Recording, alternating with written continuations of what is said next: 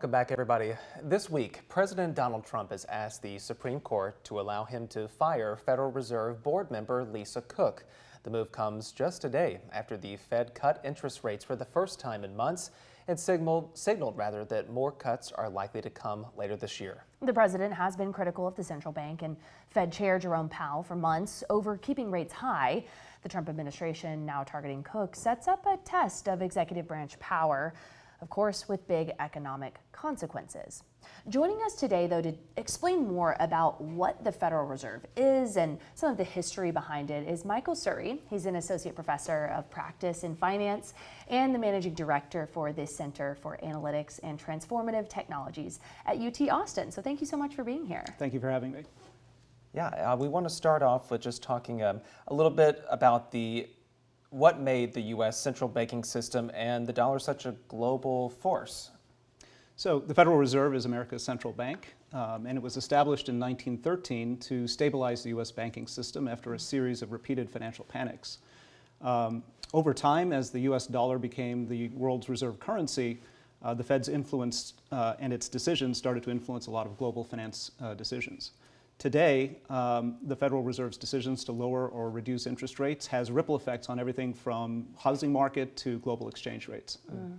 So talk about, we've obviously seen the president go head-to-head with the Fed this year. We know that's not new. We've seen previous presidents clash with the central bank.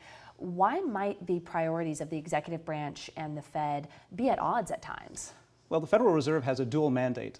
It's there to promote price stability, and it does this by controlling inflation, and also to promote full employment. Now, of course, politically, presidents always want to have faster economic growth and low unemployment, and so that usually means to have lower interest rates. Of course, if the Fed has to try and control inflation, that can create a tension, and that tension is a reason why presidents from Truman to LBJ to Nixon to Trump have been at odds with the Federal Reserve from time to time and have criticized the Fed's actions. We know the Federal Reserve is meant to be neutral and independent. How does it remain that way? Is it possible, particularly when we do see a lot of pressure from the executive branch? Yeah, it is important for the Fed to remain independent. If the Fed were politically driven, then every election cycle, we would see the Fed trying to play around with the economy, and that would lead to a lot of financial instability. And so I think the Fed's independence leads to its credibility. It needs to be seen as making its decisions rooted in data and sound economic logic. And when it does that, it builds trust among the financial markets. And that trust is what allows the U.S. to have greater financial stability and to have lower inflationary expectations than many other countries in the world. Circling back to some news of this week, so the chair, Jerome Powell, cited employment as a major driver behind the interest rate cut that the Fed board did. So explain what that really means exactly. So what we have seen in the last several months is a potential of the weakening in the labor market. We've seen jobs numbers that have been slightly weaker than expected.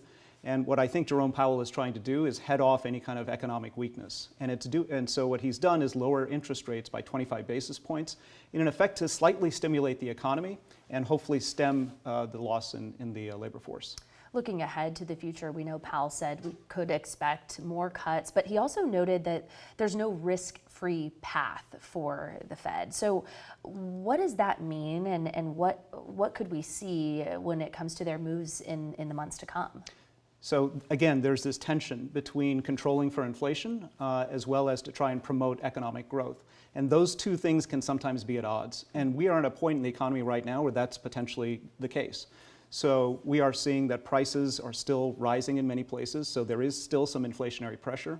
The inflation rate right now has been reported to be slightly above where the Fed's target rate is, which is around 2%.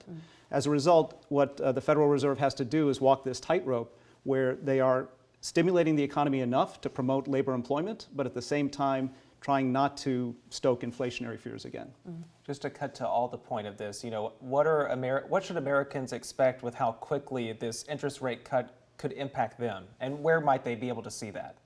So I think over the next several months, we're going to see continued interest rate cuts, at least another 25 basis point cut by the Federal Reserve on the short end of the curve for short-term interest rates, and then potentially another 25 basis points sometime before year end.